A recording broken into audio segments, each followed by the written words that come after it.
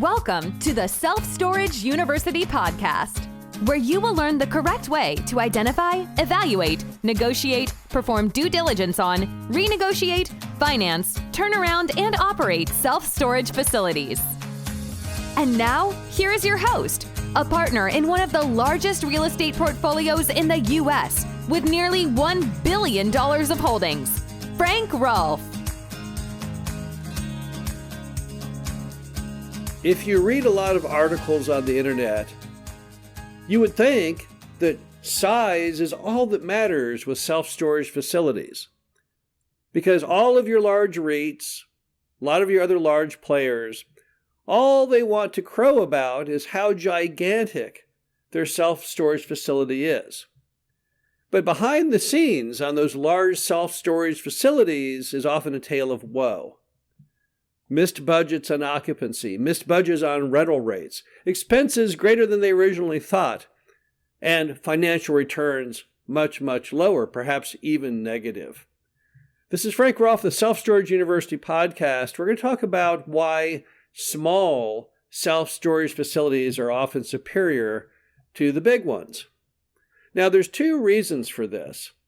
First reason, diversity. When you have one giant self-storage facility, you have all your eggs in one basket. If that market disappoints you because of issues with employment or other reasons, then what are you to do? You've got this giant asset, or perhaps liability, and you're stuck there staring at it, and you're not hitting any of your targets, and there's not a darn thing you can do about it. But if you have portfolio balance, then instead what can happen is you've got not just one giant asset, but several smaller ones. And these several smaller ones then gives you some diversity. If one's market isn't doing as well as you had hoped, it's okay, it's offset by another. It's the same reason that we tend to buy stocks as opposed to buying a single stock into a bag of stocks. You might even buy shares in the entire S&P 500 as a way to invest in the greater market and not be so reliant on a single issuance. So that's the first reason why going small makes sense. But another reason that many people don't think about is trying to avoid lending problems. Because here's how that works. If I buy a smaller self-storage facility, I may be able to finance it through what is called seller financing or seller carry. So I don't have to go down and get a bank loan because the seller is the bank. And that's great. When the seller is the bank, you've got often a lower down payment, definitely a lower interest rate. So it's just a happier situation. You don't have any of the costs of the loan or the legal costs or the third-party reports. But you can't get seller financing typically on those larger, more sophisticated deals. Also, on a smaller deal, you can reach out to local banks. Banks with maybe just one branch or two branch right in your market.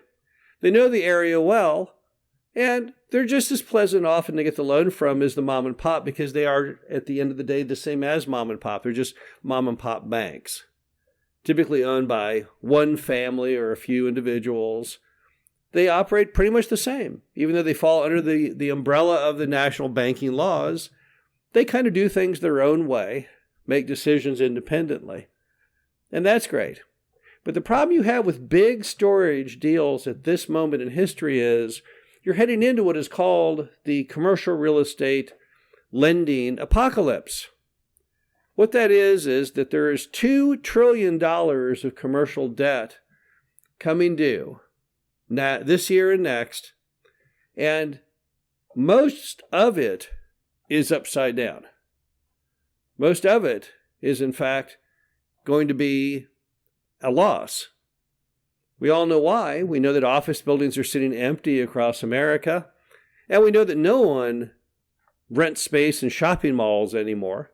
Every shopping mall that I go in is typically 50-60% occupied.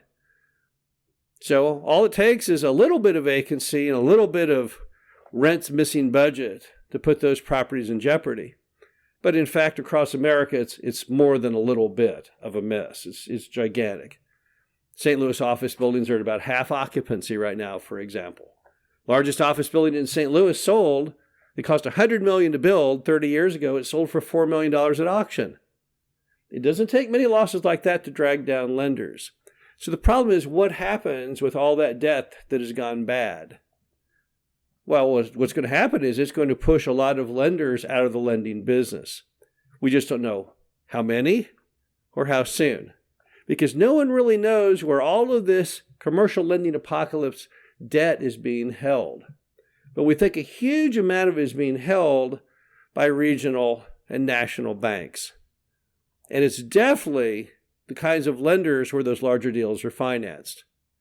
So that is a huge danger mechanism. And another reason that small self-storage facilities are going to be the shining light in the dark sea of all kinds of storage problems going forward. And remember, these issues are just now coming to light. We're right now entering the phase of the commercial lending apocalypse. We don't know where it ends. We don't know the players. We don't know the banks. We don't know anything. All we know is that it's about to occur.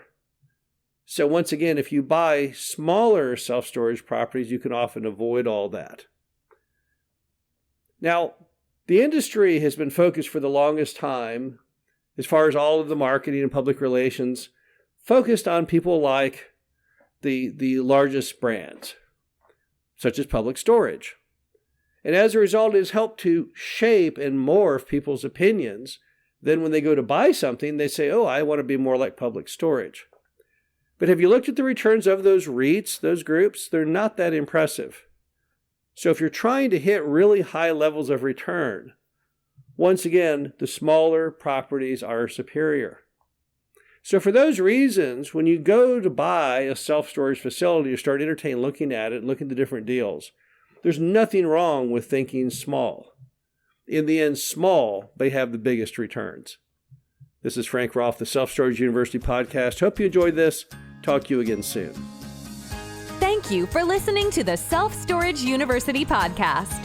Be sure to visit us at ssupodcast.com, where you can learn the correct way to identify, evaluate, negotiate, perform due diligence on, renegotiate, finance, turnaround, and operate self-storage facilities.